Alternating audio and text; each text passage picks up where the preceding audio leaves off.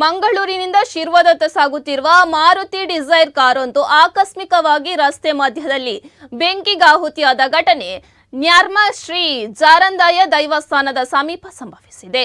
ಚಾಲಕನ ಸಮಯ ಪ್ರಜ್ಞೆಯಿಂದಾಗಿ ಕಾರಿನಲ್ಲಿದ್ದ 5 ಪ್ರಯಾಣಿಕರು ಅಪಾಯದಿಂದ ಪಾರಾಗಿದ್ದಾರೆ. ಮಂಗಳೂರಿನಿಂದ ಶಿರ್ವಕ್ಕೆ ಬರುತ್ತಿದ್ದ ಕಾರು ನ್ಯಾರ್ಮ ಪ್ರದೇಶವನ್ನು ತಲುಪುತ್ತಿದ್ದಂತೆ ಅದರ ಇಂಜಿನ್ ಭಾಗದಿಂದ ಹೊಗೆ ಹೊರಬಂದಿದೆ. ತಕ್ಷಣ ಪರಿಸ್ಥಿತಿಯ ಗಂಭೀರತೆಯನ್ನು ಅರಿತ ಚಾಲಕ ಕಾರನ್ನು ರಸ್ತೆಯ ಬದಿಗೆ ನಿಲ್ಲಿಸಿ ಕಾರಿನಲ್ಲಿದ್ದ ತನ್ನ ಕುಟುಂಬದ 4 ಸದಸ್ಯರನ್ನು ತಕ್ಷಣ ಸುರಕ್ಷಿತವಾಗಿ ಹೊರಗಿಳಿಸುವಂತೆ ಸೂಚಿಸಿದ್ದಾರೆ.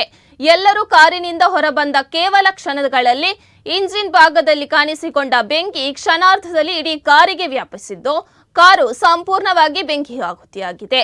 ಬೆಂಕಿಯ ತೀವ್ರತೆಯಿಂದ ಕೆಲವೇ ಸಮಯ ಕಾರು ಸಂಪೂರ್ಣ ಸುಟ್ಟು ಕರಕಲಾಗಿತ್ತು. ಅಕ್ಕಪಕ್ಕದ ಮನೆಗಳಿಂದ ಪೈಪ್ ಮೂಲಕ ನೀರು ಹಾಯಿಸಿ ಬೆಂಕಿ ನಂದಿಸಲು ಪ್ರಯತ್ನಿಸಿದರು. ಬೆಂಕಿಯು ಭಾರಿ ಪ್ರಮಾಣದಲ್ಲಿ ವ್ಯಾಪಿಸಿದ್ದರಿಂದ ಆ ಪ್ರಯತ್ನ ವಿಫಲವಾಗಿದೆ. ಘಟನೆಯಲ್ಲಿ ಚಾಲಕನ ಸಮಯ ಪ್ರಜ್ಞೆಯಿಂದ ಯಾವುದೇ ಪ್ರಾಣಹಾನಿ ಸಂಭವಿಸಿಲ್ಲ. ಘಟನೆಯಿಂದ ಕೆಲಕಾಲ ರಸ್ತೆ ಸಂಚಾರಕ್ಕೆ ಅಡೆತಡೆ ಉಂಟಾಗಿದೆ.